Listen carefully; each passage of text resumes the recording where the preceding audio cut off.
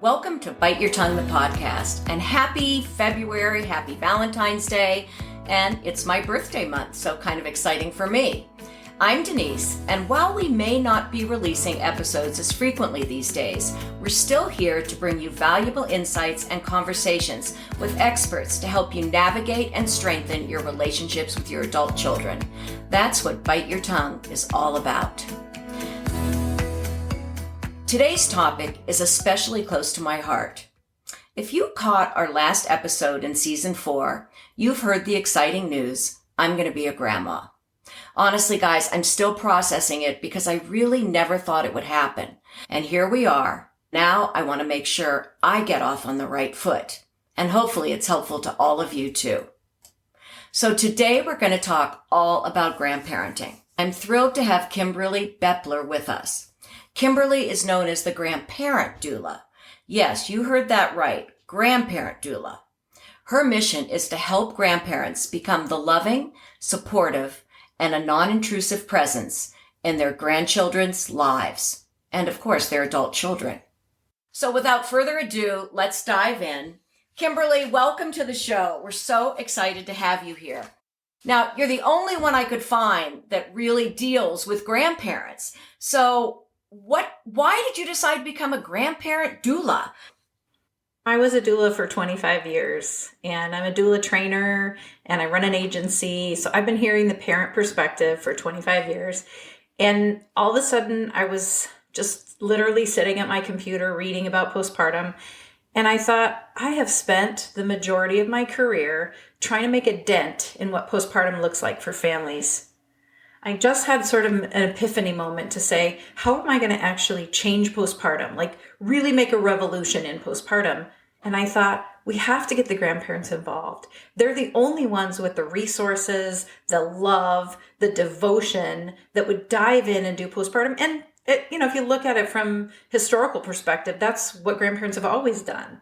But we're kind of being excluded right now, which has long-lasting repercussions. And so I just thought, I need to change the perspective of grandparents to provide the postpartum care that sets families off and reduces depression and increases parent confidence, increases bonding, increases breastfeeding rates, just like I've been doing for doulas, but put it in the hands of these wise lovers of their children, devoted parents who want to make a difference, but don't necessarily know how because they were never taught to do that. I mean, postpartum care hasn't been present in our culture for 4 or 5 generations at least. It's there in collective cultures, but it's not in our individualistic culture. And I thought, this is what I got to do. I got to train the grandparents. And then I thought, how am I going to do that? Are they going to want to listen to me? I don't know. And then I read Joshua Coleman's book about estrangement, and it broke my heart to read it. And I thought, this is the time. I've had this goal to bring parents and grandparents together for years, but I was so busy working as a doula, building up my doula agency and training new doulas. I didn't really have the time. And I just kind of had a step back moment and thought, if I'm going to help people avoid estrangement or heal estrangement, I have to start focusing on the people that have the time, the investment, the energy, and who desire this so much and who are having their hearts broken. Because rarely are you hearing from grown kids and new parents that their hearts are broken, that they're estranged. They're usually the ones doing the estranging. The grandparents are the heartbroken ones. I thought, this is the population I need to serve. So let me ask you a quick, broad question. You know I'm going to be a grandmother in April. My daughter and her husband live quite a distance. If you were going to give me one piece of advice as I begin this journey, what would you say?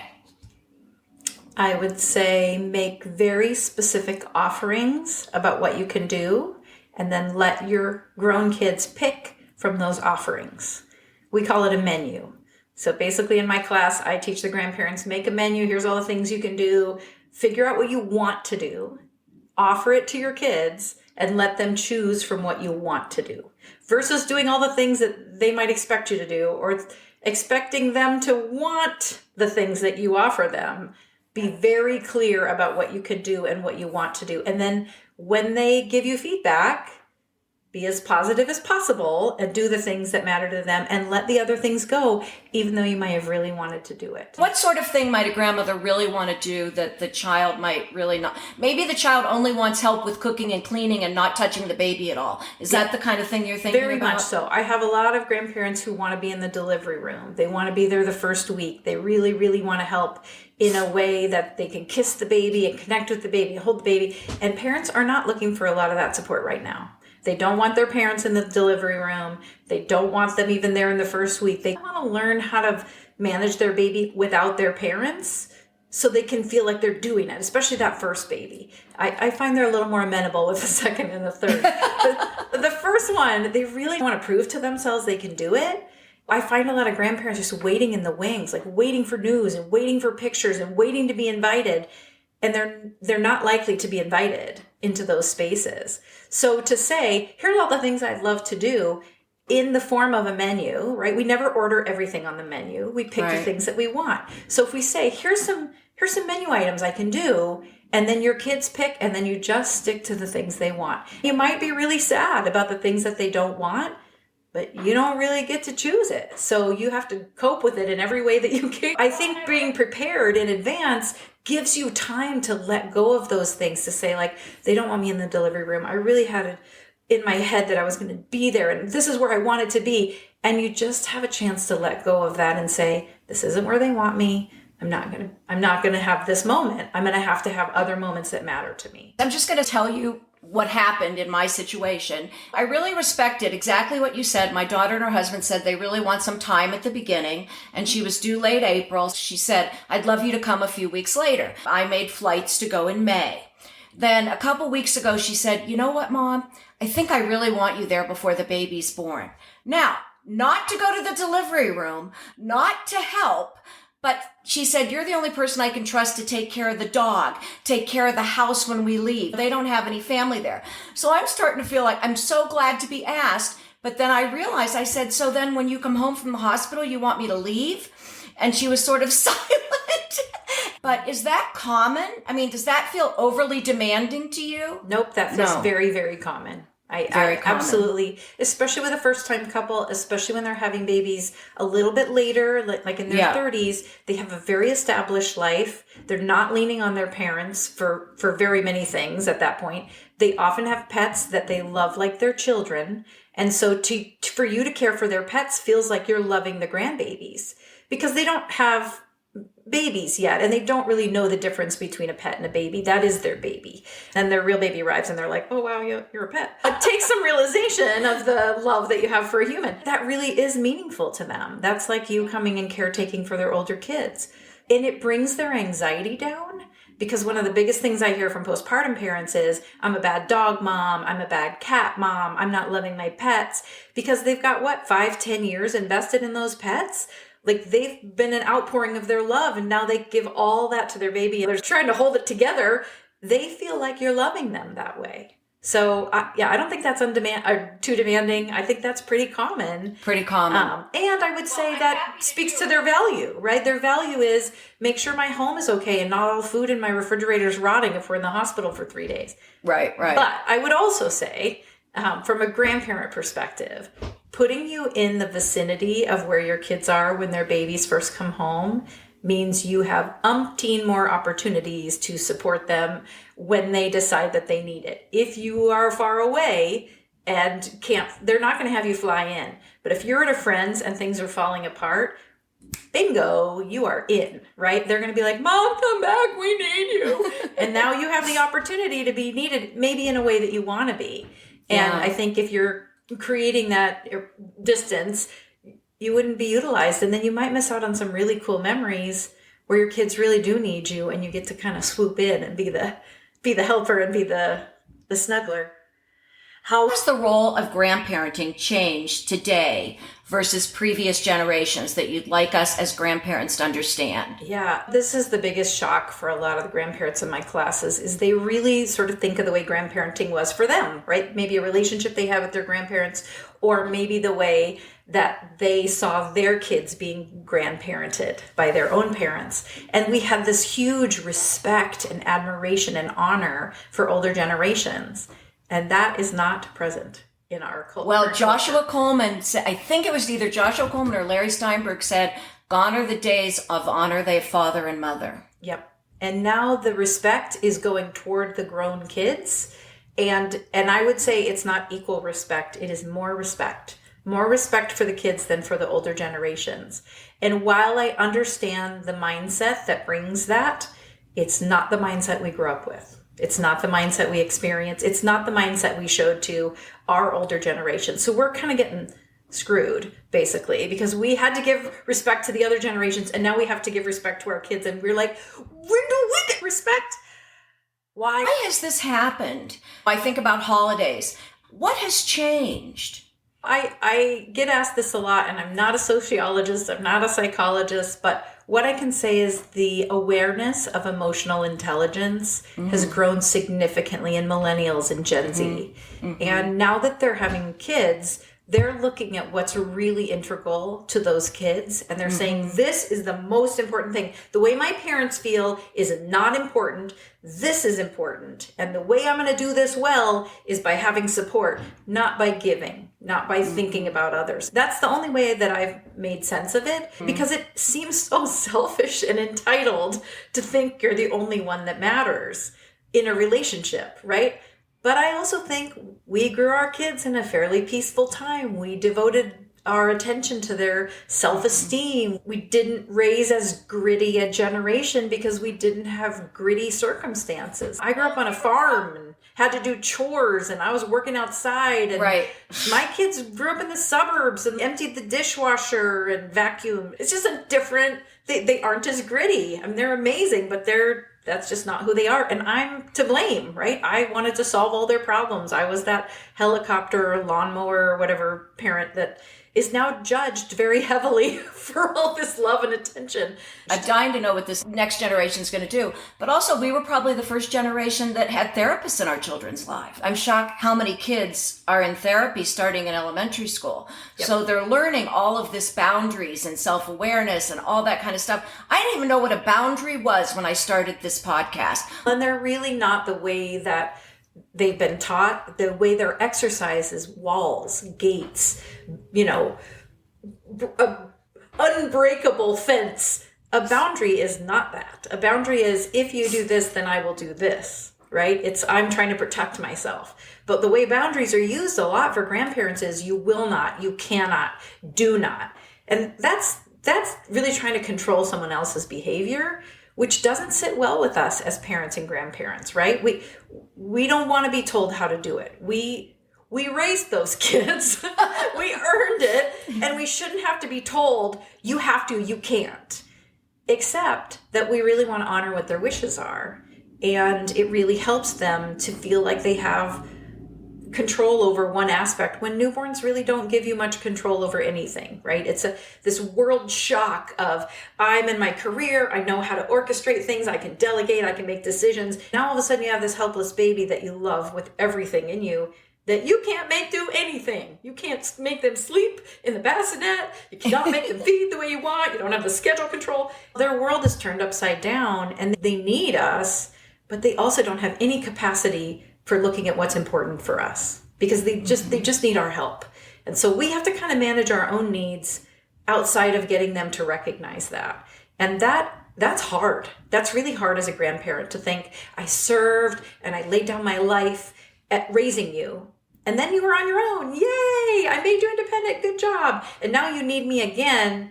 Like, when is the part where you just give me the baby and let me hold them, and then you tell them that I'm a great grandparent and I'm doing great? Like, when is the part that we get to rest and not work? Because it kind of feels like we're being pulled in both directions, right? If we have living parents, we're probably doing some caregiving for the parents. And if we have grandkids, we might be doing some caregiving for our kids or our grandkids. It just feels like, when do we get the joy, like the ease and the joy? And so I see a lot of grandparents who are pretty ticked off that this is the culture that we live in. And yet the recognition for postpartum makes us refocus to say, this isn't a population that can see us right now. The world that they're in is it's small, right? It's their chest and their arms, and if they're breastfeeding, their breasts and their heart.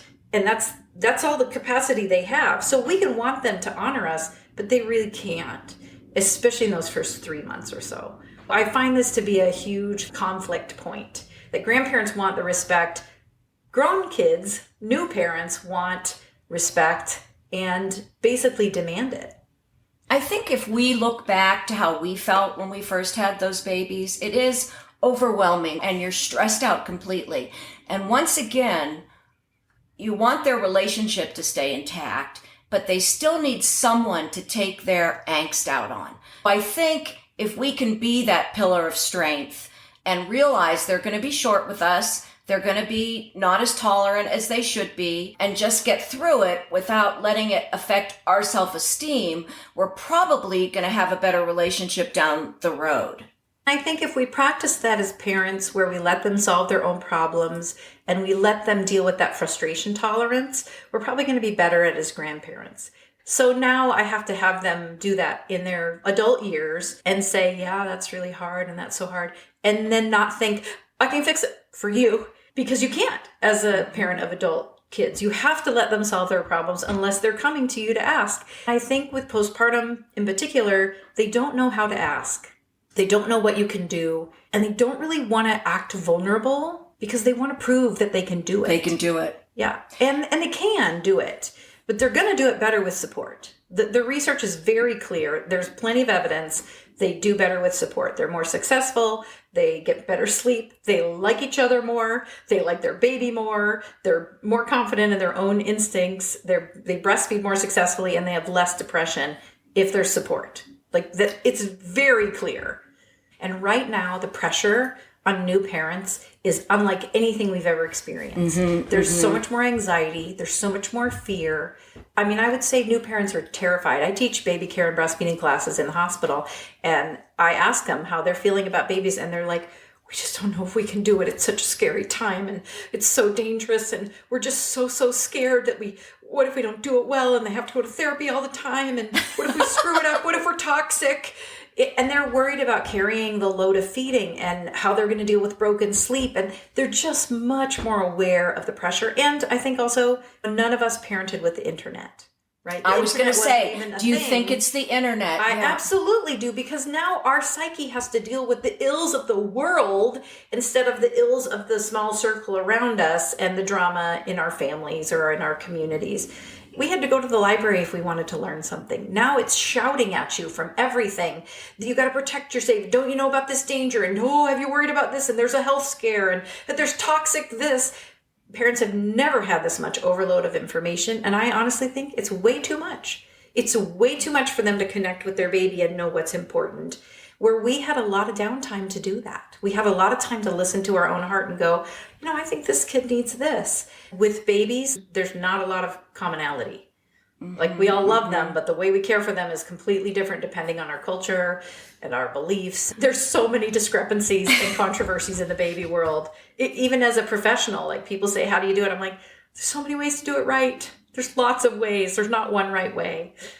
So I wish they could understand that, because some of the things I've heard from my friends that are grandparents is the rules are so strict. Like, nope, my child can't have a pacifier, or there can't be any screens for the first 3 years of their life or 4 years of their life. And grandpa accidentally shows the 4-year-old a football play on his cell phone, and the parents go bananas. It's really hard. It is. And parents are getting good information to do these things, but the flexibility they have when it doesn't go well is really difficult. And I have to think that's coming from an area of pressure, right? Showing screens to babies has pretty bad research according to it. So parents are really strict about it. And to feel like there's no flexibility and then grandpa breaks the rule, they're being so strict and disciplining themselves so much, and then grandpa doesn't do it. Like, it feels like cheating. Like, it's a hard thing to do to not show them screens, but I can do it and you can't. I also think you got to give grandpa some grace, right? That's what I feel like. I guess I get torn between two working couples. Many of my friends are doing at least 3 times a week childcare, some doing 5 days a week. So they're exhausted. And then the kid gets down on them because they're 2-year-old had a Tootsie Pop or something. I think the most important thing when you're dealing with a conflict is you have to validate their concern. You have to say, I know I screwed up. I didn't mean that Tootsie Pop. It was a moment of breakdown. I'm sorry. I knew it equaled quiet, and I needed quiet in my brain, and so I just gave it to them. And we have to be vulnerable to say, I value what you value. I know you don't want your child to have sugar. You don't want those artificial colors. I see how important this is to you. I want to value that too. I'm sorry. I broke your trust. It was a moment of weakness. But I think it's okay to say, I'm probably going to have more of those. And because I'm doing this thing that, it's hard physically in your 60s and 70s, especially, to do what you can do in your 20s and 30s and 40s. It's just easier to get up and run around and get up and down off the floor a million times and have your sleep broken. And you're a more flexible person. But as we age, we become less flexible. And so when we're asked to do something that continually demands from us, there's going to be breakdown. There just is. And of course, parents are going to do it too. But I think the first thing you have to say is, I trust what you're asking me. I know you're doing this because you think this is the best thing. And I am not trying to go against what you think. I just, I forgot. And then I showed the kid the video. And then I realized, and you have to be accountable to be letting them down. And that's really hard for us. We don't want to be accountable. It's super vulnerable. And it feels like they're judging us as parents. We laid our life down for our kids. We sacrificed a ton, and we want them to see that. But what they need to, in that moment, because they're so incensed, is for us to see what they're experiencing. I see you being really disappointed. I broke the screen rule. I get it. This is really important to you, and I want to follow what's important to you. I'll try to do this better, blah, blah, blah. Or can we make a plan where there's some compromise that makes it a little bit easier for me, for whatever? Because we are finite beings, and the older we get, the more finite we are. We have limitations, we have capacities, and we love to be everything perfectly all the time, just like new parents would be. But we're not going to do that. We're going to let them down. And then we have to be accountable that we let them down, because if we're not, that escalates quickly. Kids need us to be accountable to them, which is also new. That's totally new. Because let me tell you, I do not make my parents accountable to me. Ever. I just don't get it. I don't get it. So I brought up two things, screens and sugar. Are there other things you see that we should be aware of in modern parenting? Germs. New parents. Say that again? Germs and vaccine. Germs and vaccines. One of the biggest things right now is not kissing the baby. A lot of new parents do not want anybody other than them kissing the baby. And this is really hard for grandparents because they're incredibly kissable. And you may have waited a really long time for that grandbaby and you just want to do it. So you have to kind of turn off your instincts. And then vaccines can be a really big dividing factor. I've had letters on that. Yes. So grandparents are usually required to get a certain amount of vaccines or have their vaccines updated. And this is really hard because it crosses this line of self-health care, having other people make those decisions for you, or basically having restrictions if you don't have the vaccines. So that's a point of contention I can see. And lately, I hate to say it, and we don't have to get into it, but politics plays a role too. I am seeing a lot of parents have different political views than their parents, the young parents to their older parents. And sometimes they don't want those negative influences in their child's life, which seems ridiculous to us because we're like, can we not all coexist having different opinions about things? This seems very reasonable in a world we've always done. But the more aware the millennials and Gen Z are, the more they want an environment that's conducive to something that's important to them, which is harmony. If you have people who are disagreeing all the time in a high level of conflict, they often don't want that around them, and they often don't want that around their kids. I'm seeing that as a dividing line too. And our kids cannot expect us to change our political views because of something they believe. And yet we have to somehow buffer that influence if we want to be around their kids. And we do. A lot of my episodes have talked about look in the mirror. We can have different views, but we can't be Archie Bunker. Yeah. It's not healthy for anyone. And it really doesn't invite more relationship. And that's the way I think of it with grandparents is it's really the actions you take and the words you choose either invite more relationship or close down more relationship. And so we have to be motivated to continually open that relationship if we want access to grandbabies, because they give us so much joy and we want Everyone has said that. It's unbelievable. Thought, of course, that'll be great. But I didn't really understand when grandparents would say, oh, we just get to love them and give them back. Ha ha ha ha. And I thought what they meant was like, we can spoil them. We don't have to follow the rules. We can do whatever they want. But what I realized having my own grandchild was it isn't so much that I'm going to break any rules. It's that I get a whole human to delight in that I don't have any responsibility for. I don't have to lay awake at night thinking, did I do this thing? Is he going to be okay as an adult? Am I doing it all right? I have kids who are very capable. They are parenting him beautifully. I get to borrow him. I get to enjoy him. And then I get to give him back and I don't have to think about him. I can go off to work and I can go to sleep and I don't have to pay the price that I had to pay as a parent, but I still get a lot of the joy. And that part, I don't feel like people articulate it like that. Like all the joy without the responsibility, that's a dream, right? If you had that as a parent, if everybody helped you take care of your kid and everybody helped you with the finances and everybody helped you with the house and the chores, having a baby would be pretty delightful. But of course, that wasn't how it was for most of us, right? We had our kids, there weren't a lot of people around, we learned to figure out how to do it, and we did it. And now we get a little criticized for how we did it, because our kids know about every, social and psychological approach in the world because it's out there on the internet. And they can say, why did you do it this way? This isn't what I wanted. I wish you would have raised me like this. Yeah, well, me too, but it wasn't available. Right. So listeners, we're going to take a quick break from talking to Kimberly because I recently came across this very cool product. It's all about travel and engaging kids in travel. I came across these guides. They're called Curiosity Travel Guides. It's spelled Curio City, but it's pronounced Curiosity. Very creative, huh? I love that. Now, what are they? They're interactive travel guides designed for families traveling with kids. Right now, there are 2 cities available, London and Paris, and they're making family trips truly unforgettable. And what I really like is they're not techie. I was so impressed that I wanted to send the guide to Ellen, my original co-host and psychologist, to get her perspective both as a grandmother, but also as a psychologist, someone that works with young people. And I wanted to get her idea what she thought about them.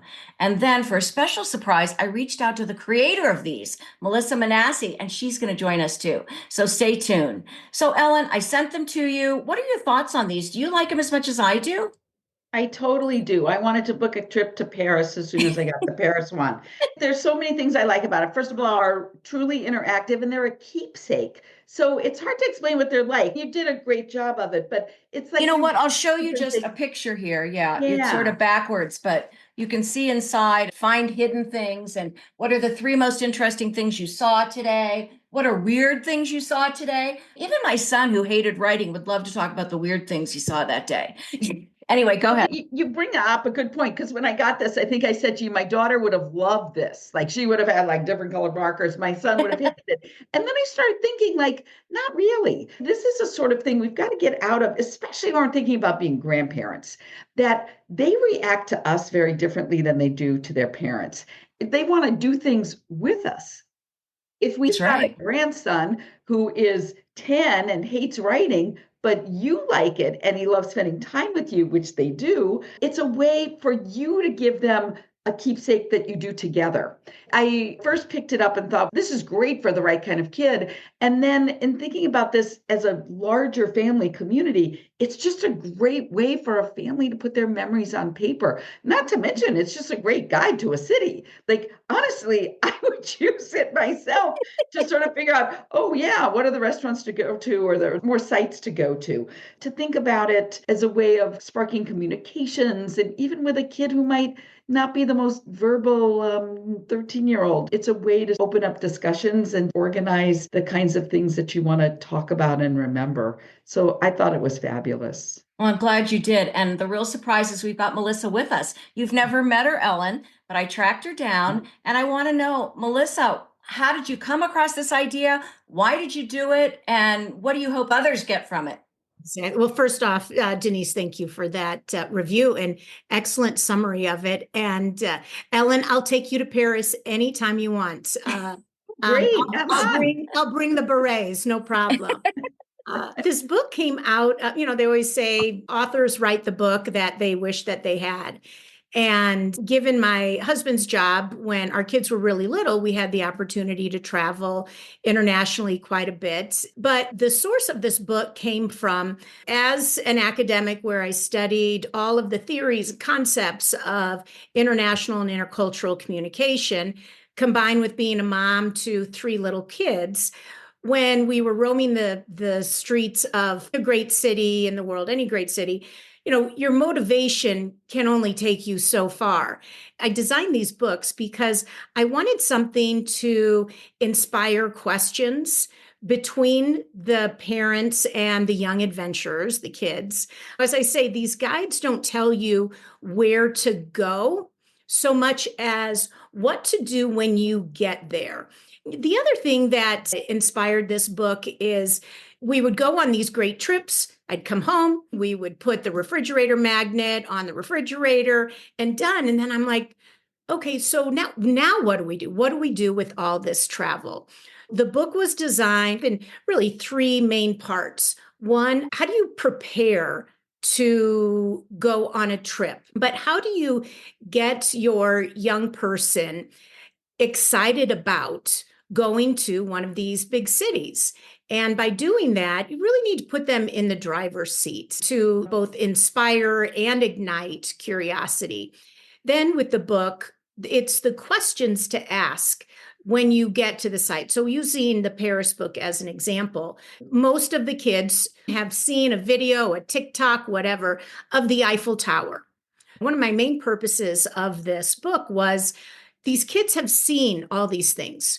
Rather than going up, taking a picture with your iPhone, quickly posting it on Instagram, and then waiting impatiently, how many likes can all my friends get back at home? It's don't take a picture of the Eiffel Tower. Instead, turn around and take a look at the tourists. The middle section, meat and potatoes of the book, is learning how to approach travel in a way that leads with questions rather than leads with the posting on Instagram. The last 25% of the book is all about, okay, now what? We're home. What do we do with this travel? I offer questions, ideas, activities of ways of bringing the travel back into your hometown, because travel changes us and it's supposed to. Lastly, the kind of the piece de resistance, shall we say, and the thing that I love about it, so going very old school with the mementos that they would add into the book.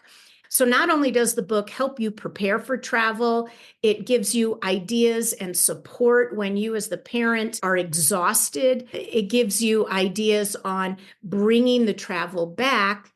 And then it also creates a great keepsake that the kids will refer to long after the jet lag has subsided.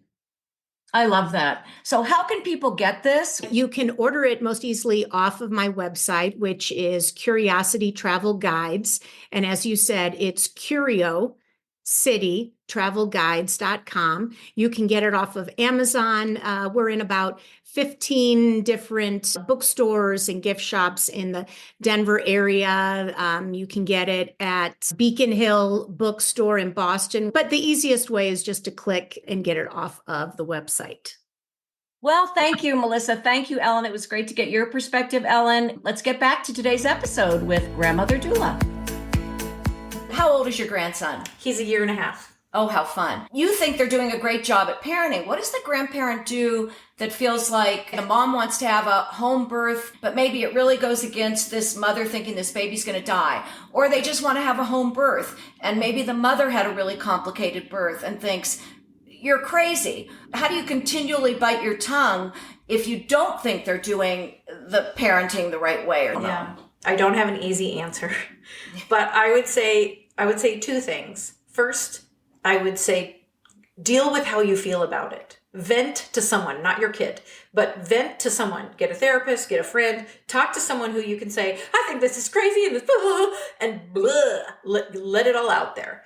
And then process really what is it that's holding you back? Like, what is it? Is it the fear? Is it worry? Is it your own trauma? Because a lot of us have trauma that's unresolved because we never even thought we could deal with our trauma. We thought we just had to get tougher and do it anyway, right? But now that we have avenues to deal with trauma, get a therapist, do some meditation, do some prayer, figure out how we really feel about this, because the way we feel is going to influence how much impact we have in their life, how much relationship we get. And the more negative we feel, the more there's going to be higher walls and bigger boundaries. So that'd be the first thing I would say is I think that's an absolutely legitimate concern, but they should deal with that away from the kids. And second, I would say once you've got kind of a handle, at least you can recognize how you're feeling, be curious about what your kids want. When you're curious, you show that you trust them, and you can start to say, oh, I can see why you'd want that. Oh, you want a home birth because it's a really intimate experience and you don't want to be in the hospital with 16 to 20 strangers looking at all your body and you don't feel safe there. Or maybe you lost someone and the hospital represents death to you, but home represents life. I see that. That makes sense. You don't have to agree with it, but you can say, I can see why you'd want that.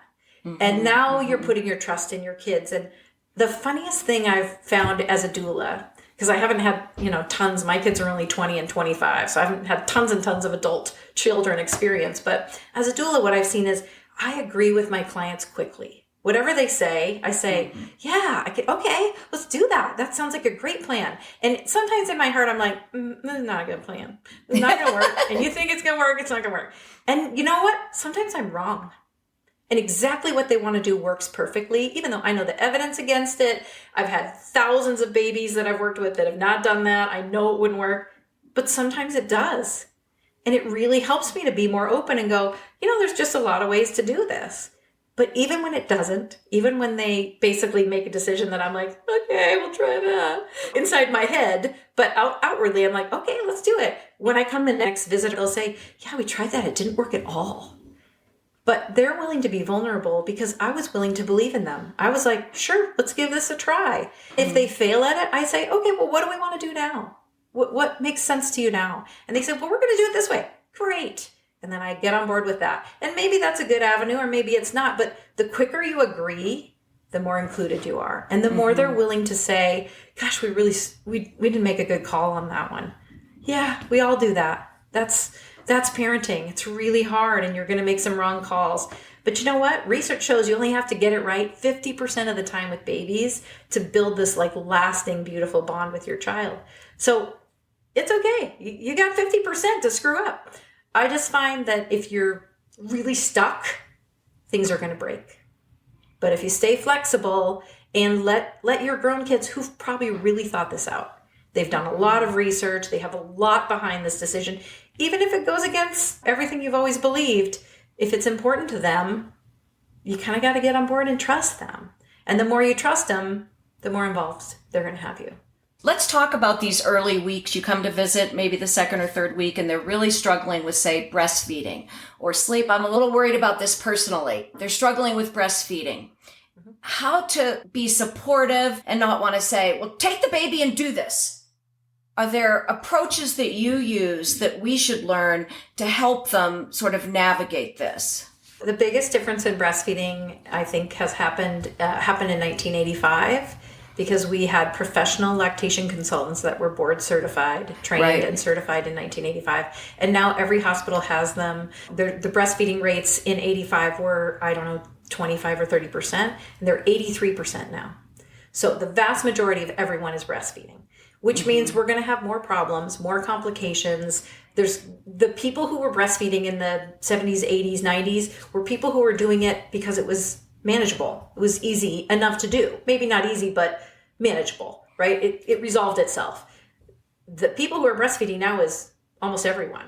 So there's all kinds of families that had they been in the 70s, 80s, they would have just stopped breastfeeding and formula fed because that was so acceptable then. The vast majority of people formula fed. Now the vast majority of people breastfeed. If you have a problem and you can't easily overcome it, you have tons of avenues to fix it. Where I think the grandparents come in and say, well, I did this, try this. What they're suggesting was an easy enough solution that made it work for them, but the solution for their kids might be way more complicated. And then I would just say, bring in a professional and get on board with that person and what the parents want to do with the professional. Because the parents don't always love what the professionals say. I'm a lactation consultant too. And sometimes they're like, we don't really like this plan. I'm like, all right, what can you do? Let's change the plan. But I would say with grandparents, the best thing to do would be to listen to the experts and read their kids really well. Like if the experts say, here's this plan, you got to pump 12 times a day and you got to store your milk and here's what you got to do. And the grandparents are like, there's no way they're going to do that. And then the kids come and go, this is overwhelming. Say, okay, we got this plan. What do you like about it? What do you not like about it? Because grandparents who breastfed, they understand the concept, right? They know the more you breastfeed, the more milk you make. Like they got the basics down. It's not like you have to teach them. But the nuance of like pump flanges there's like 18 pump flange sizes now. Oh my gosh. There's 30 different pump companies. They all make 5 to 10 different pumps. So the amount of overload to get, and there's 3 different shapes of pump flanges too. So how could you possibly know that? All of these things have happened in the last 30 years. And even the pump flange sizes only got researched last December 2024. Things are changing so quickly. It's impossible for grandparents to be up to date enough to say, oh, I read this thing about tongue tie and I hear there's exercises you can do to reduce tension. Yeah, lactation consultants know that, but an average grandparent who was an accountant or a marketing manager doesn't know anything about that and shouldn't be expected to. So when they say, just do this or just do this, it sounds like a simplification of a problem that like they don't believe their child is working hard enough. Parents do not like that judgment. They feel that's a pushy approach. Even though all the grandparent is trying to do is say, well, I got through it. I believe you can too. So that's what I would say. Rather than trying to fix it, I would say, I know you to be a resilient, determined, creative problem solver. I know you're going to get through this. And I'm going to be here to help you, whatever you need. I believe in you. Let's go see that lactation consultant and see what kind of plan we can get. Rather than, well, I know with me, I just did. Don't do it. That feels so pushy, even though I know it is not meant that way. But that's how it's received. I found that to be such a roadblock for grandparents because they're like, I know I could get her to do it if she just would. But as a lactation consultant, I can tell you, if that approach would work, she probably already tried it and it didn't work. And now she's like, I need a higher level of problem solving. And it's available, so she can get it. Plus, by the time someone sees a lactation consultant, they probably read 25 articles on online. They've watched hundreds of reels on TikTok or Instagram. God, I forgot. They have tons of overload of maybe it's this, maybe it's this, maybe it's this. And how can their brain, when you're postpartum, sort through all that? It's so overwhelming. So, oh gosh, I never thought of all that information coming at them. That sounds like hell to me, to be honest with you. It's not fun. I will say a lot of parents are not choosing to have kids because of all this pressure. So our birth rate's actually going down.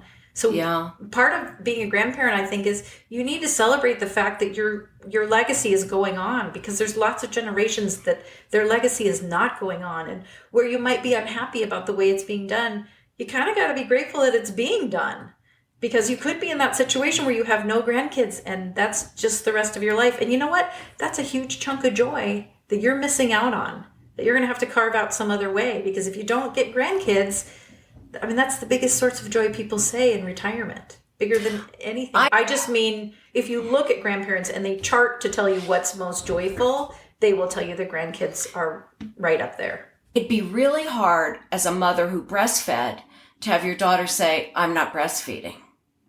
Yeah, it would be. And how do you deal with that? You vent to the people who can hear you, because that's not your daughter. You vent to people who can say, ouch, that looks like a slap in your face. After all the work you did to breastfeed, why is your daughter doing this? It sounds hurtful. And let people grieve over what they're missing.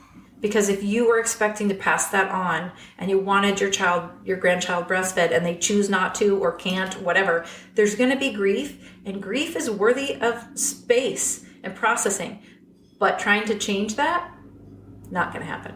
Nothing you do will change the outcome of what the decision that the parents will make. And if you try to change it, estrangement is a possibility. So while I think that's an absolutely valid concern for a grandparent, there's no avenue that's safe to say it to your grown kids. Maybe later at some point when that child is healthy and grown, they can say, oh, I wanted that baby breastfed so badly, but look how amazing you did with formula. Look at what a great kid they turned out. I trust you so much. And you might not be able to say it in the moment, but I would challenge grandparents to get to the point where they can say that. Because it's really going to mean a lot to those parents, because everyone is telling them to breastfeed. Everyone, every research study, every doctor, every obstetrician, every pediatrician is going to tell them to breastfeed. And if they choose not to, they've chosen it for a reason. And it might not seem like a good reason, but it is to them. And I can understand the sadness that might come when they wanted to and can't. Then that's an emotional, you have to be supportive. If they just make a hard, fast choice, too much trouble for me, I'm not doing it, I'd have to really work on biting my tongue. I would say as a lactation consultant, I see people where they beat their head against the wall to try to breastfeed and try and end up with depression and anxiety and taking meds. Really, the outcome would have been much better had they chosen formula from the beginning, because they could have started building their own parenting instincts and just believing in themselves. People say, oh, you're not supposed to be so supportive of formula. You know what? I am supportive of parents first. That's exactly right. Right? Lactation is a skill I have, but my goal is for parents to trust themselves. You need that. When you're raising kids, you've got to be able to trust your own instincts. And right now, our world is ripping instincts away by burdening parents with tons of anxiety and pressure. And I think we have to get to the core of saying, this baby came to me. Like, I get to make the choices about it. And people trust me, and I'm going to do a good job, and I'm the right parent for this baby. And that's more important to me than if they formula feed or schedule their babies. Or a lot of people are scheduling C-sections and things like that. Yep. And even scheduling their behavior. They'll have a whole schedule that they do with their baby. And I think, that's not very organic in terms of seeing what the baby is. But you know what? It works really well for some babies. So, okay. Yeah. There's a way to be able to see it without criticizing. No, I get that. But I have had the joy of getting to see that with thousands and thousands of parents, even when they do it the way I would not have chosen to do it. I see the outcome. So I have this breaking off of my hard and fast things because of all these experiences. And grandparents often haven't had that. That's a benefit that I've seen families be a million different ways and have it be beautiful and loving. Interesting. So one of the hardest things is when you do live far away. And I hear a lot of differing things. A lot of people say, rent an Airbnb, have your own space, don't be on top of them. Not everyone can afford this. You're flying to the destination, you want to stay a couple weeks, or maybe they even want you to help with childcare a month or whatever it is so that the child doesn't have to go to childcare so early. How do you balance not being in their way if you have to stay with them? The best approach I've seen is, I call it on hours and off hours. So basically you think about it like a job, right? You have to show up to work being rested, being nourished, hydrated, take care of your own needs. You're on, and then when you're off, you get your downtime. You get to exercise, you get to eat what you want or cook what you want or read or have downtime. When you're on, you can't think about all your needs. You have to be on. But when you're off, you really do need to take care of everything. And I think sometimes the on hours for grandparents are about 3 to 4 hours at a time, and not 8 hours or 12 hours or 14 hours. And we have to look at our body capabilities. If what we need is an hour in the morning to get up and read the news and to have coffee and to go to the bathroom and take a shower and whatever, we need an hour of downtime. Well, infants do not allow you such luxuries. We've all done that. And part of what we like about our life is we've curated it the way that works for us. We eat the way that works the best. We exercise the way that works the best. So when you shut all that off and just focus on an infant, you start falling apart, right? You start not getting your own needs met. You don't have any downtime. You're not sleeping enough. You're not eating the right way. You're not exercising. All of a sudden, you're just not so happy. Your body's not working that well. So I really say, think of it like a job. Do everything you need to do on your off hours and carve out the things that you need. So if you're in another city, but you do yoga twice a week, go find the yoga classes and do them twice a week if you're going to be there for a couple of weeks. Because you can live without yoga for a week, but by week 3, you're ticked off and you have nowhere for that angst to go, right? It's really about, I think, carving out the time and being really selfless when you're on, but being really selfish when you're off. Because otherwise we're not strong to be there for our kids. If you have to stay with them, would you say that for the hours you're on, you're around and about because you're working with the baby, but when you're off, you're either out or in your room and you give them the space that they need? New parents need a lot of space it's just a slow pace. And I think for grandparents especially, we're doing stuff. Like we're cleaning and organizing and shopping and cooking and prepping. And that's hard work for us. But the space of a baby is slow. It's recognize the moments and be in the moment. And so the work we do around parents can be really busy. But when we're in that moment with the baby, we need to be slow. We need to be able to recognize. And I don't think we can do that if we're busy thinking about all the stuff we have to do. I think there's some on stuff that we do with practicalities. And then there's some on time where we just look at our kid and say, you're amazing. You're so much better of a parent than I ever could have been or even could have dreamt that you are. Like, we have to take the time to slow down enough to recognize what they're doing. And what they're doing might just be their baby looked at them and we're like, I remember you looking at me like that. That's so beautiful. Like, you have to be able to take that space and do it. And if you're busy, you can't, right? They might say, oh, mom was so helpful. She did all these things. But what they may really want is just for you to be in that moment to say, you're incredible. You're an incredible mother. And I see what you do for your child. I see the hours of breastfeeding that you're working through. And I know you're going to be successful because I trust you. There's that. But if you don't take care of yourself during your off time, you can't be in that moment. Like, you just don't have the mental and emotional energy to recognize that. And your kids need that. I think they need that more than any of the practical stuff, because you can hire out a lot of practical stuff. You can have meals delivered. You can have someone come and clean the house, right? We can have someone come and take the dogs for a walk and get groceries. All that stuff can be done. But no one else is the voice of the emotional support that grandparents can That's be. beautiful. And it means the most. It means way more than even for me as a professional. I say those things to moms and they just tear up. And it matters to them. But when their own parent says it, they're just like, they recognize, they see me, they love me, they trust me.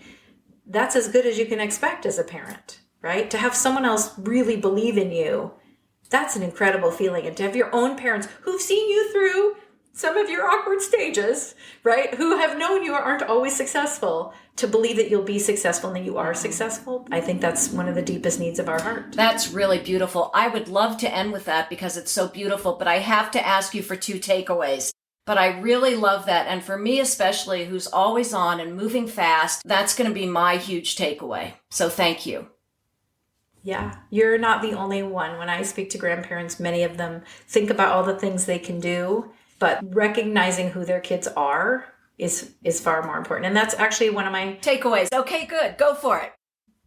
My first takeaway is to believe in your kids, is to know that you've done all the work that you could do to make them good parents, and trust their instincts with their kids, and let them borrow your belief during a time that's high pressure, low sleep, not a lot of nurturing, and yet they're giving a lot of nurturing away. Think of them in a deficit that you have to pour into just for that early postpartum phase, not forever, but just early on, because it's really hard and they don't trust themselves, and nothing we have built in our culture allows them to trust their instincts. If they can borrow your confidence just for a little while until they feel it themselves, they're going to feel it faster and earlier and have more trust in themselves. So believe, and don't just say, you're a great mom or you're a great dad, but say, I see the way you care for your kid. I see you getting up at 3 a.m. and 4 a.m. and 5 a.m.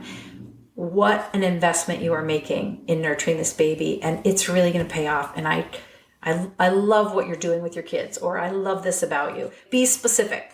And then number 2 is make sure that you're getting your own needs met too as a grandparent, because I think we haven't had a culture where we can go to therapy, where we can have some reflection on how we're feeling and some recognition of our own grief and our own pain.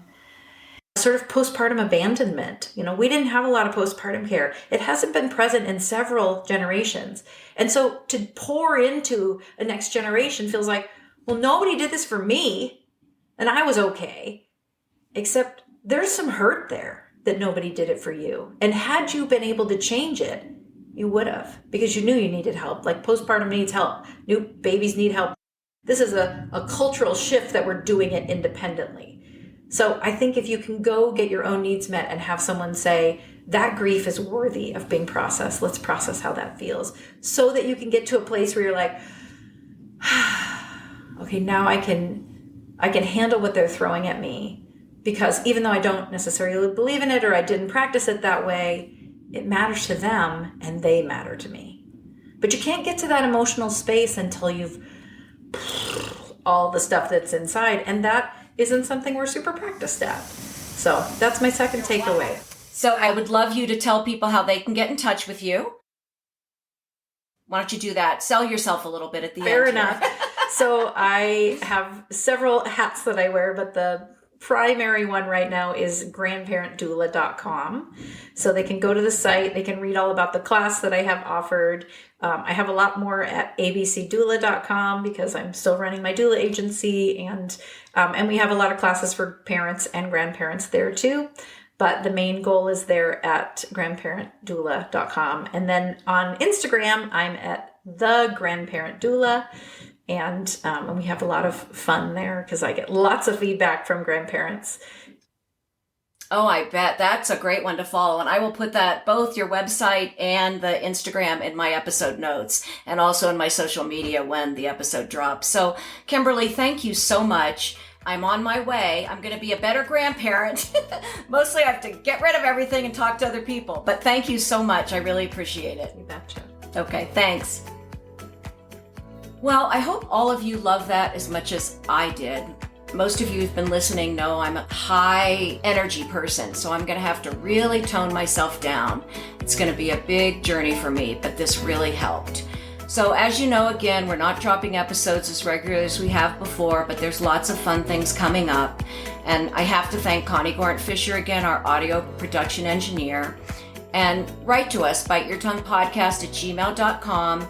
Share your comments and ideas, and certainly if you have people you think would be really great for us to interview. We're still looking for support. I know we're not doing it as often, but we're still paying for our platforms. Buy us a virtual cup of coffee, biteyourtonguepodcast.com. It's just $5. Make a small donation. Thank you all once again for listening. And remember, sometimes you just have to bite your tongue.